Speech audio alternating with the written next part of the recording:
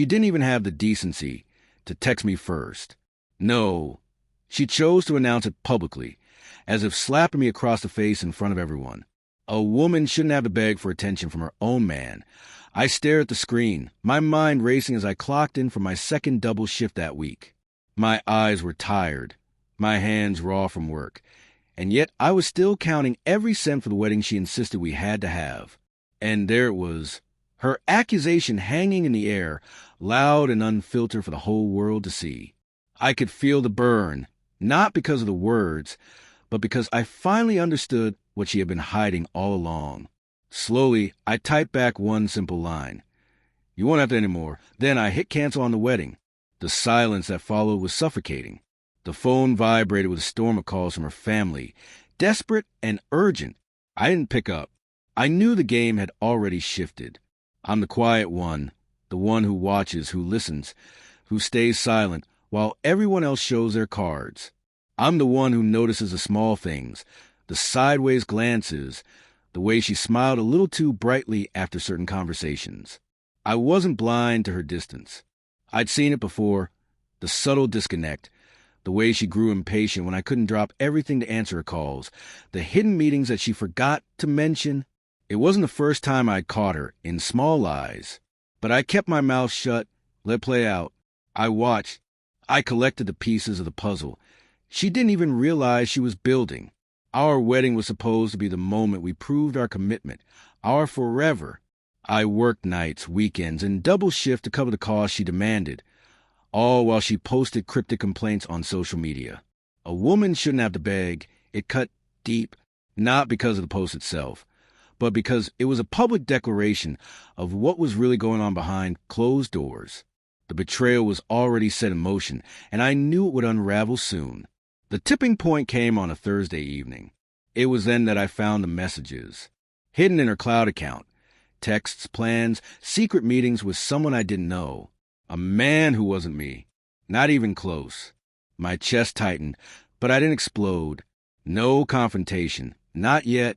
I sat on my bed, the phone burning in my hand, the calmness inside me colder than the winter air outside. I had what I needed. I started tracking. Hidden transactions on our joint account.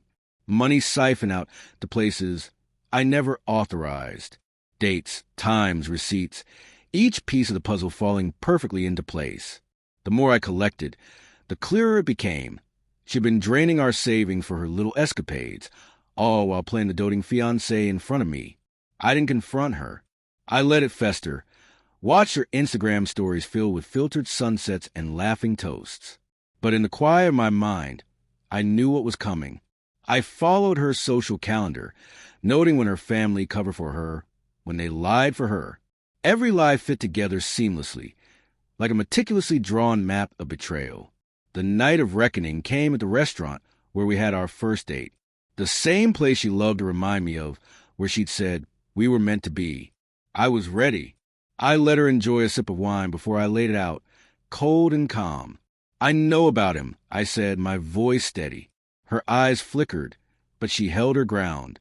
I wasn't angry, wasn't yelling. "I know about the money you took, how you drained our savings for your secret rendezvous." Her smile faltered, just a touch, but it was enough. "I canceled the wedding," I said. "You won't get another chance to humiliate me in front of your family."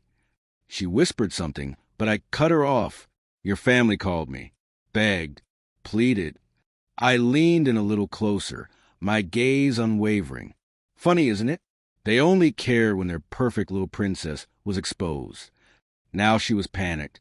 Her voice trembled, fumbling for the right words. I stayed calm, didn't flinch. "I'm giving you a choice," I said, the word precise. "Walk away quietly, or I take everything. Legally, financially. You've already lost me. Now you're about to lose your empire." For the first time, I saw fear in her eyes. Real fear.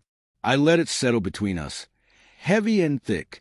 I stood up and walked away from the table. There was no anger in me, just a quiet, undeniable strength. Betrayal is a dagger, yes. But revenge? Revenge is the art turning that blade around, twisting it with precision, patience. It's not chaos. It's control. She thought she owned me, that her games would win. But I was never a player on her board. I was the one who set the rules. The phone call stopped. The threats ceased. Her empire crumbled without a sound. I never had to shout, never had to beg. I kept my dignity intact, leaving her with nothing but the empty silence of her own creation. She begged for attention all along, the attention she never deserved. And me? I won without raising my voice, without breaking a sweat. Because sometimes the coldest revenge is the silence after storm. And she won't have to beg anymore, because I'm already gone.